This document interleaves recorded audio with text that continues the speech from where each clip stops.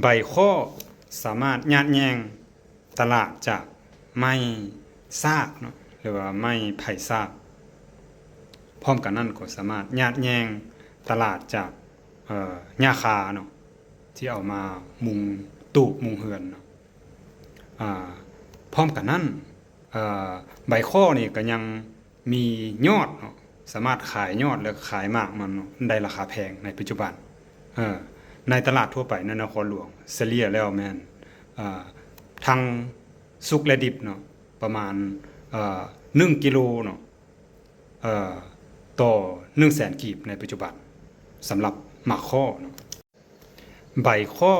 มีความแข็งแรงทนทานเนาะสามารถเฮ็ดเป็นภาชนะเนาะผลิตเป็นภาชนะน้ำไส้เนาะในครัวเรือนหรือว่าในสถานที่กิจการต่างๆเนาะพร้อมกันนั่นก็ยังเป็นใบหรือว่าเป็นพืชเนาะหรือว่าเป็นหญ้ามุงเรือนที่ดีเนาะถ้าว่าพวกเราประยุกต์ใช้ผสมผสานกับเทคโนโลยีเนาะในอนาคตจะเป็นแบบเช่นว่า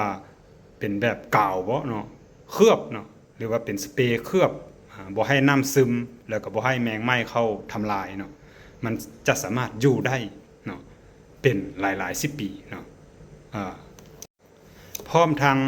มันยังเป็นมิตรต่อสิ่งแวดล้อมถูกต้องตามแนวทางของโลกสีเขียวในอนาคตเนาะพอต่อไปนี้โลกนี้จะถูกคุมได้เนาะกิจการหรือว่าธุรกิจใดเนาะที่มันการผลิตใดที่มันสร้างมลพิษสู่อากาศเนาะนับมือนับจะถูกจำกัดเนาะดังนั้นใบข้อมันจะถูกตามแนวทางโลกสีเขียวเนาะจะเป็นธุรกิจหนึ่งที่มันยืนยงเนาะข้าพเจ้าคิดว่าประชาชนท้องถิ่นเนาะในเขตที่ว่าต้นข้อสามารถเติบโตเติบใหญ่เนาะได้ดีโดยเฉพาะแม่นเขตรองแวนเนาะจงพากันเวลากินมะข้อแล้วเนาะทุกแก้นเนาะถ้าให้ได้ก็ยิ่งดีเนาะกินแล้วก็ไปบ่มไว้ข้างเฮือนเนาะรดน้ำมันเป็นประจำให้มันแตกจ๋าวแล้วก็จ่อต้นเนาะขึ้นเนาะแล้วก็พยายามเลี้ยงมันเนาะจนท่าฮอดฤดูฝนเนาะฤดูฝนแล้วเขาก็ไปปลูกตามสวนไปปลูกตามป่าที่จริงแล้ว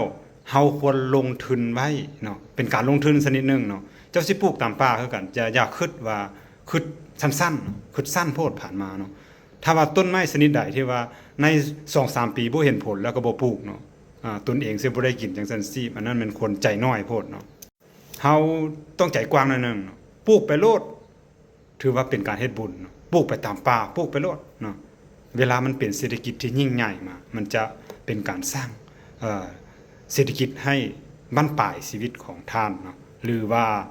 ซั่วลูกซั่วหลานเนาะก็จะมีรายได้เข้ามาเป็นประจำข้าพเจ้าเคยเติบโตเนาะมาเขตรองแวนการปลูกมะข้อเป็นสิ่งที่ง่ายได้เนาะกินแล้วก็เอาแกนมันทิ่มออกนอกเฮือนมันก็แตกหน่อโจดจ่าวขึ้นมาเห็นบ่แล้วก็วิธีการก็คือว่ากินแล้วก็ไปเฮาบ่ได้รดน้ำซ้ำแม่นบ่เอาไปเอาเสียมเนาะเสียมหรือว่าบ่แม่นเป็ดเด้อเนาะอยู่นครหลวงเขาเอิ้นเป็ดเสียมอยู่พุ่นเสียมนี่มันเป็นเป็นเสียมนี่ปักลงดินแล้วก็เอามะข้อเอาแกนข้อเนาะลงใส่แล้วก็ปลูกมันเอาขึ้นเองเห็นบ่มันง่ายส่ำใดยุคปัจจุบันเราเฮ็ดให้มันมีคุณภาพนึงก็คือว่าบ่มไว้ข้างเรือนมันใหญ่แล้วเนาะมันใหญ่คือว่าพอฤดูฝนมันอาจจะได้ประมาณคืบนึงจังซี่นะมันสูงประมาณคืบนึงเขาก็เอาต้นนี้ไปหย่ายใส่ในป่าในสวนเนาะแล้วก็ให้มันเติบโตขึ้นเองบัดนั้น